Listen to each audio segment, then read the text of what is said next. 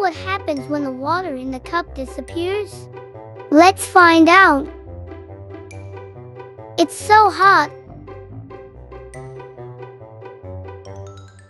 Where is the puddle?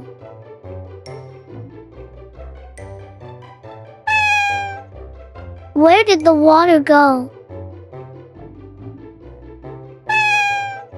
Let's find the answer with Meow. Aha!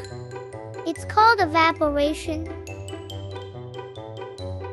Water vapor forms clouds.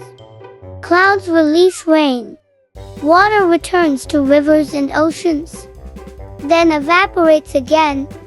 It goes up, becomes clouds, and falls down as rain. Try it yourself.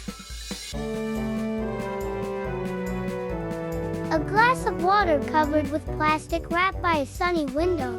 What happened after a while? Let Meow know. Let's summarize. What did we learn today? Water evaporates. Vapor forms clouds. Clouds fall as rain. Cycle starts again.